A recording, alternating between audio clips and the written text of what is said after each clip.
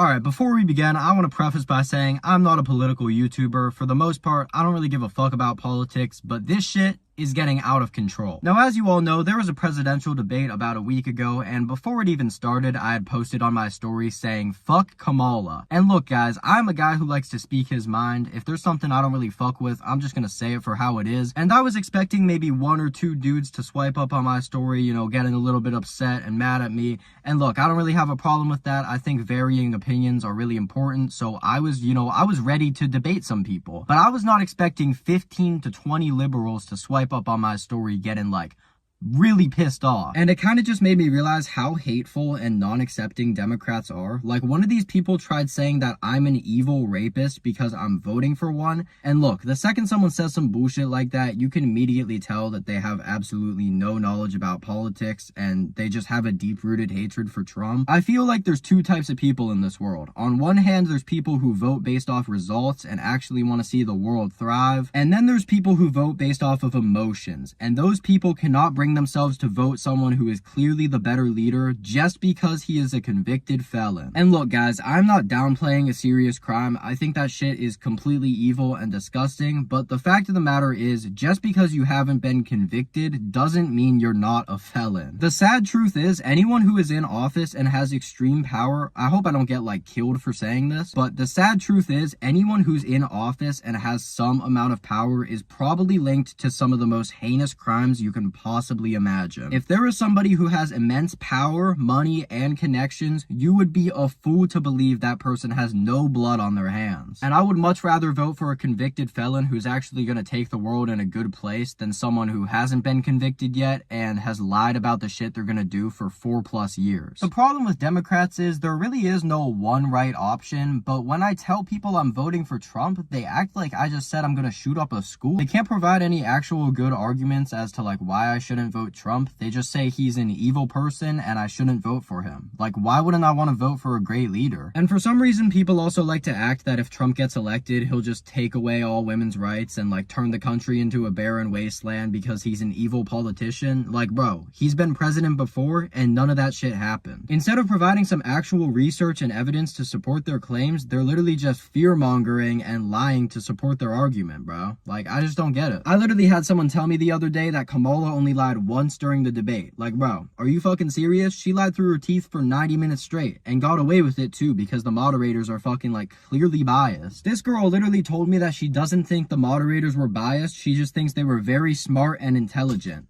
Like, really, bro? Are you fucking serious? They were both Democrats and they didn't fact check a single thing Kamala said. Like, it's easy to win a fucking debate when you can get away with lying. It would be like if I showed up to my first date with like a fake American Express black card and like paid and then my card got declined. So yeah, I know I'm probably gonna lose about 10,000 subs by posting this video, but honestly, guys, I like having thought-provoking discussions and I really think that this is something we can all learn from. So, you know, if you want to post your hate comment in the comment section, you know, maybe I'll get back to you. I'm not really sure. But in short, some of the reasons I'm voting for Trump is because, one, he'll actually get shit done, okay? Kamala's been in office for 4 years saying she'll do shit that she really hasn't done. I'm sure none of you can name a single accomplishment she's done because she really hasn't done any. And then number two, Democrats aren't really accepting people. Now, I don't really want to generalize there. I'm sure that there's a lot of people who are accepting and, you know, don't hate you because you're going to vote Trump, but for the most part, all the liberals and Democrats I've talked to are just like very hateful, negative people, and I don't want to be associated with that in the slightest.